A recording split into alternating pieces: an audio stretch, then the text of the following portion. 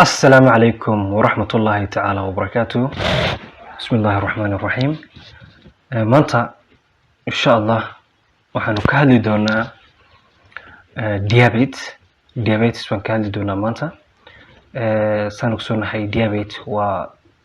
common condition وانا كلا كل مدونتا any place ميل كستا قريهينا يدمان هوسبيتالدا ميل كسي وميل أتكلم disease أتكلم كل مدونتين وانا common condition كنا ميد non-communicable disease كا هذا بقى diabetes مركينو كهالينو different types وين أقيمين diabetes كا diabetes sort إريج diabetes و all English word مركا إريج diabetes means وحوي و go throughout means وواحد صعوري إريجا إنجليش هل مرك لهم يعنيه وواحد صعوني هذا بقى إريجا diabetes وحنو كلا قيبين إن الله ده سؤال إنه كريه diabetes insipidus إيه diabetes mellitus the more common واحد ولا تقارن diabetes mellitus أي somali دون ترى هذا معاني هذا ما حيكون كل دوين diabetes insipidus إيه diabetes mellitus مركانو كهذا إنه insipidus means watery mellitus كنا sweet ومعان مركا sweet هذا diabetes insipidus very sensitive topic لكن هذا فيديو جن كلام هذي دونه فيديو جن واحد كان عنده diabetes mellitus لكن مرة به يعني إن شاء الله إسكودي دونه أنا بسيف عن سجن وهذا هذا بقى diabetes insipidus مركانو كهذا insipidus means watery two types والله بيها cranial type iyo nephrotic type مركان كان diabetes insipidus لبضوا بقى diabetes mellitus وحي عام كويهين وحي ليهين polyuria وpassing large volume of urine but marka la joogo insipidus marka la test gareeyo wax sweet ma aha urine taasi sweet ma aha marka test la sameeyo sweet ma aha but mellitus marka la joogo waa urine with sugar waa sweet way waa macaan waa urine sweet oo ay ku badan tahay sugarku ku badaya marka hadaba diabetes insipidus markaynu ka hadlayno means diabetes waxa soo sheegnay waa qulqul waa large volume of urine that pass garanaysa passinga waa go throughout baxaysa ayaa la yiraahdaa diabetes laakiin mellitus miyaa soo insipidus waa mellitus ba oo sugar taas ma sweet ba oo macaan ba mise waa insipidus oo watery waa pure oo watery oo aan macaan ahayn means diabetes insipidus ay ku dhici karto waa two types waa cranial type iyo nephrotic type in cranial type markaynu ka hadalno waxa jira pituitary gland iskaasi wuxuu leeyahay two parts anterior part iyo posterior part hada pituitary gland iskaasi wuxuu u qaabilsan yahay inuu soo daayo hormone loo yaqaano ADH ama antidiuretic hormones kaas oo in uu large volume kaas baxaya uu ka hortago laakiin haddii ay problem ku imaado pituitary glandski oo antidiuretic hormone uu soo deyn waayo taa micnaheedu waxay tahay in large volume of urine ay baxayso taas marka la test gareeyna ay tahay watery oo wax sugara uusan ku jirin that means taa micnaheedu waxay tahay in maxay ay tahay diabetes insipidus means waa diabetes insipidus waa sugar ma laha nephrotic types kuna waxa weey the nephronski in kidneygu ay ama nephronisku ay respond garin waayaan ADH markan problemku ma aha pituitary glandku si toos ah ayuu u soo deynaya ADH laakiin nephrotic ayaana respond garinaynin oo ka jawaab celinaynin that's why because of ADH waxay qabtaa sanoxinahay diuretics diuretic drugs ko loo isticmaalaa in qofka fuluul marka diuretics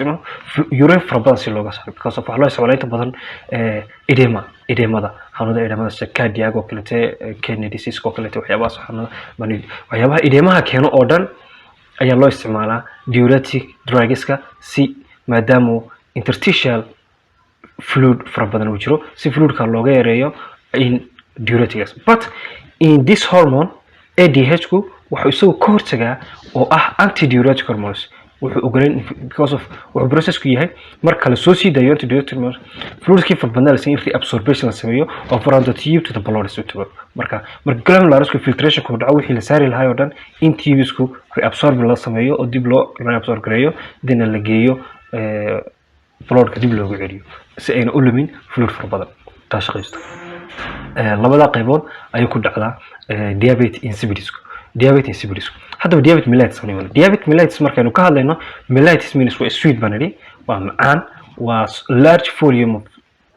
urine baa baxaysa with sugar urine marka la testgareeyna waxay leedahay sugar oo waa sweet way urine haddaba mellitus two types waxaanu qaybinaynaa diabetes mellituska type 1 iyo waxaanu qaybinaynaa type 2 haddaba type 1 markaynu ka hadlayno waxa la yiraahdaa waa insulin dependent diabetes mellitus IDDM iyo type 2 oo ah non insulin dependent diabetes mellitus la oran jiray balse laakiin hadda waxa la ogaaday in isaga laftirkiisu yahay insulin dependent uu yahay because of the first waxa la sheegaa in uu insulin yahay oo ciladu ka taagan tahay qaybta insulin receptors ka taagan tahay balse laakiin delayed waxa loo ogaaday in marka dambe pancreas uu yareeyo insulintii loona baahdo in qofkaas insulin la siiyo si insulin loo helo that is what types of diabetes mellitus waxaynu haddana ka hadli doonaa pathophysiology of type 1 and type 2 diabetes pathophysiology ahaan sidee buu dhacaa type 1 and type 2 diabetes pathophysiology markaynu ka hadlo type 1 diabetes markaynu ka hadlayno pathophysiology waxa dhaca waa autoimmune disorders and idiopathic lama yaqaano waxyaabaha qaar oo keena laakiinse inta badan autoimmune baa keena autoimmune soo keena in own antibody ayaa waxay sameeyaan inay destroy gareeyaan pancreaski special beta cells soo saaraysay insulinta beta cells inay destroy gareeyaan beta cells marka la destroy gareeyo immuneka inuu destroy gareeyana insulin la soo saarayo ma jirto mar haddii wax insulin aan la soo saarayna ma jirto wax glucose inta bloodka ka qaado from the cells to gain ayaana jirin oo yaraanaysa that is the pathophysiology of type 1 diabetes because of maxaa the body destroyed the beta cells that produce insulin in the pancreas so in the pancreatic waxa jira beta cells ka soo siidaya insulintaasna wax uu soo saaro insulin soo saaro maadaama jirkeeni uu destroy gareeyay oo uu burburiyay insulin la soo saaray ma jirto marka there is diabetes type 1 waa no insulin is produced waxa insulin la soo saaraya ma jirto sidaa darteed more glucose in the blood wuxuu noqonayaa inuu glucose farbadno because of glucose cannot move into the cells glucose ma tagayso cellska oo way wixii qaadayba ma jiro oo ma qaada that is why marka waxa soomaysa high blood glucose levels inay imaado meeshii maadaama wax glucose tagaysa cellski aysan jirin that is what pathophysiology of diabetes type 1 markaynu ka hadlayno type 2 waa insulin resistance type 2 waxa weeye insulin resistant waxa weeye wax kala ma insulinti pancreaski uu soo sideynaya insulin resistance insulinti waa soo sideynaya balse ciladu waxay ka tagtay insulin receptors bodigi wuxuu soo produce garanaya insulinti but does not use it properly si properly ah oo sidii loogu talagalay uma isticmaalayo insulinti waa soo sideynaya laakiin waxay meesha dib ka taagan tahay insulin receptors ay dib ka taagan laakiin type 2 waxa la sheegaa marka horeysa insulin receptors inta hore waa insulin resistance oo insulin receptors ay problem ka taagan yihiin laakiinse marka dambe waxa la sheegaa marka in pancreasku ama beta cellsku oo yareeyo soo saarida because of maadaama insulin resistance glucose ama cellku ayna soo tagaynin isla markaaba waxa meesha imanaysa in glucose ku jirto bloodska ku badato that is why in the blood ku badato then pancreasku wuxuu isku dayay compensatory inuu sameeyo macnaha maadaama glucose inuu sii daayo insulin fara badan si insulinta glucose ku jirta in the bloodska looga saaro oo cellka loo geeyo iyo isku daya laakiin aakhirka marka uu daalo wuxuu isku daya inuu gaabiyo insulinta soo saaray oo uu yareeyo insulinta yaraato that is why ba loo yiraahdaa wax diabetes type 2 waxay u baahan tahay marka dambe initially ma baahno laakiin at the late waxay u baahan tahay in insulin qofka la siiyo insulin fara badan maadaama uu beta cellski ama pancreaski una soo saarin wax insulin ah taas taasina waa type 2 diabetes pathophysiology. haddaba insulinta type 1 waxay dhibaatadu ka taagan tahay waa pancreas beta cells oo la burburiyay. type 2 guna problemku waxa weeye waa insulin receptors meelaha insulintu ay qabsan lahaayeen oo problem ku imaado. means every cell every molecules has a receptors leeyahay. sadarta insulintu waxay leedahay receptor markay glucose qaado cell kasta u dhex gasho waa in receptorkeedii hesha receptor gooniyo receptorka hadii ay problem ku yimaadana dhex galay cellku ogolaan maayo inuu dhex galo ogolaan maayo markaas markaynu ka hadlano hadaba waxaynu u gudbi doonaa oo ku hadli doonaa clinical features ama presentation clinical features of the diabetes mellitus. hadaba clinical features kiisa markaynu ka hadlayno clinical features waxa lagu gartaa polyuria in ay large volume of urine ay baxdo polyuria fara badan urine fara badan inuu qofkii saaro urine fara badan. marka ay urine fara badan imaato waxa qofku ku dhacay dehydration waxa la yaqaan dehydration markay imaato qofku dehydration ku dhaco wuxuu dareemayaa haraad fara badan ayuu dareemi doonaa because of more urine bala saari more volume ba jirkiisa ka baxay then jirkiisa waxa ku dhacay dehydration markuu dhaco qofku wuxuu dareemayaa in child dareemo third haraad uu dareemo qofkii maadaama dehydration jirkiisa yahay in biyo haraad fara badan uu dareemo oo child dareemo. another clinical features waxaa kamid ah weight loss because of waxa jira mitochondria in the cell. mitochondria in the cells kaasi waxay soo saartaa energy ay cellka u soo bisaa maadaama oo ay energy-daasi oo glucose ay jirka joogto mitochondria maadaama uusan helin wax energy ah uusan helaynin waxa sameeynaya in fatigi uu u bedelo in fat breakdown la sameeyo oo fatki la burburiyo oo loo yaqaano habka loo yaqaano lipolysis lagu burburiyo also sidoo kale tan protein la burburiyo maadaama fat ay jirto maadaama insulinti yaraatay insulintiba hoos u dhacday in type 1 insulinti marka hoos u dhacdo wax glucose waxay dhex ku haraysaa ay ku ururaysaa dhiiga dhexdeeda mar haddii dhiiga dhex joogto oo glucose uu helaynin mitochondria hina waxa isku daray fatty in la burburiyo fatty acid in fatty breakdown lagu sameeyo oo fatki la burburiyo that's why marka fatka la burburiyo waxa jira hadaba free fatty acids bajira ka imanaya out of the adipose tissue to the blood. then free fatty acids kas liverku wuxuu isku dayaa inuu u bedelo ketoska soo ugu bedelo in loo isticmaalo as energy in la isticmaalo liverki free fatty acids ki wuxuu maadaama uu more glycagon uu ku jiro glycagon waa catabolic marka maadaama uu more glycagon uu jiro in the blood si free fatty acids kaasi liverku wuxuu u bedelayaa keton si ketonka loogu isticmaalo as energy ahaan loogu isticmaalo ayuu keton bedelaya. hadaba ketonis ayuu u bedeli doonaa markaynu ka hadalno another one mitochondria dies oo ku imaanaya weight loss ku faanto filaya maadaama aysan jirin wax glucose oo mitochondria wuxuu isku dayay inuu burburiyo oo soo saaro fat breakdown in la sameeyo fatki la burburiyo that's why ay ku imaanayso weight loss. hadaba sidoo kale waxaan lack of energy ku imaanaysa lack of energy waxa ku imaanaysa maadaama glucose in the blood dhex joogto si simple hadaan sheegno maadaama glucose joogto oo glucose ka isticmaalna as energy aanu isticmaalayni mar haddii glucose bloodka laga dhex qaadin oo cellska si toos u tagayeen waxa imaanaysa in mitochondria uu soo saari waayo energy-ga quickly uu soo saari aan baahanahay that's why si degdeg uu soo saari waayo maadaama uu glucose ay energy ay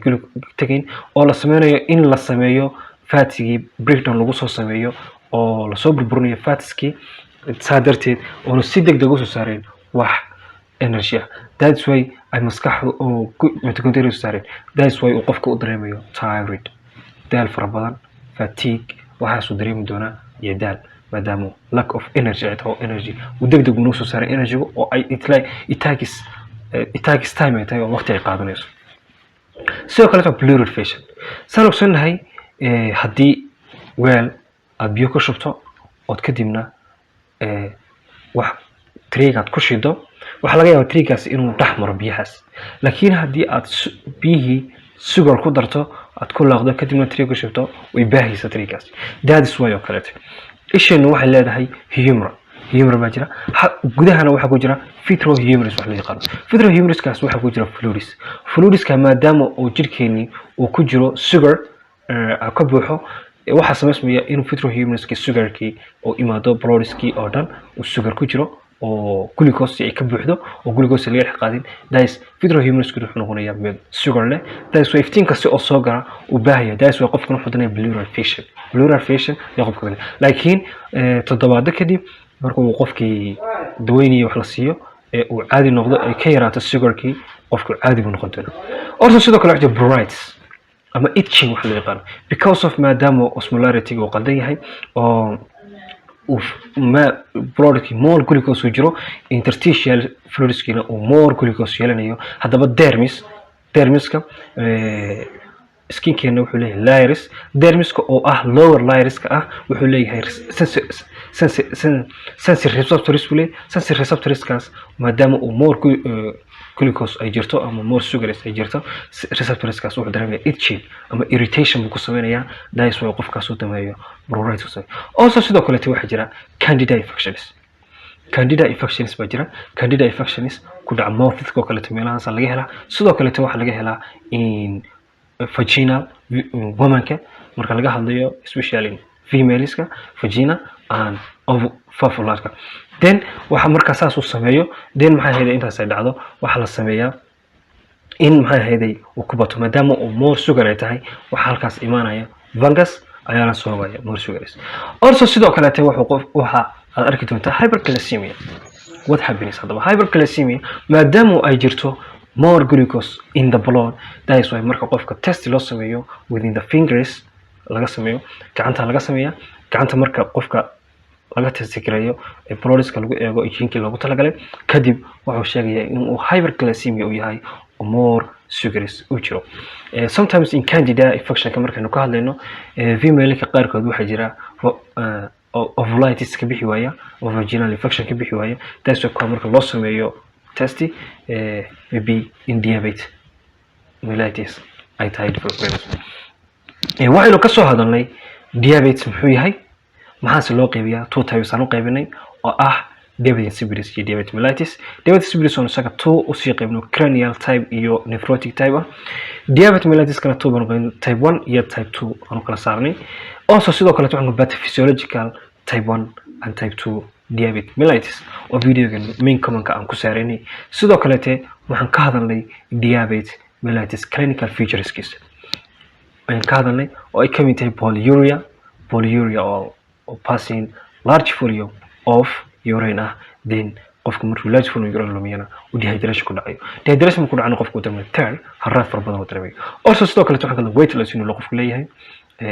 weight loss aan soo sheegnay qaabka weight loss yeelanayo maadaama oo ayna jirin wax glucose mid kootay tagaya kadibna la sameeyo lipolysis ama fatty lagu sameeyo breakdown fatki. Sidoo kale pleural fission ma ka hadalnay pleural fission vitreohumerus oo more sugar yahay kadibna ay leerku dhawayo. Pruritus man ka hadalnay maadaama oo dermiski sensory receptors kiisa uu lahaa irritation ku sameynayo. Sidoo kale candida infection ma ka soo hadalnay hyperglycemia. Also intaas waxay noqon doon diabetes mellitus waxaan rajaynayaa insha Allah inaan hadana qaab kale uga sii hadli doono oo siyaabo kale uga sii hadli doono insha Allah haddii alla idmo. maanta inta ay noogu joogo videogan insha Allah inta aan ku kulmi doono videoga xiga waxaan ka tagay assalaamu calaykum waraxmatullaahi ta'ala wa barakaatuh. fadlan haddii aad markii kugu horeysay in la boqotay dad wax badan ka faa'iiday fadlan subscribe aka ilaawi channelkan insha Allah waxaan anaguna ku dadaalaynaa inaan waxyaabo badan oo aqoonteena aan ku soo gudbino insha Allah.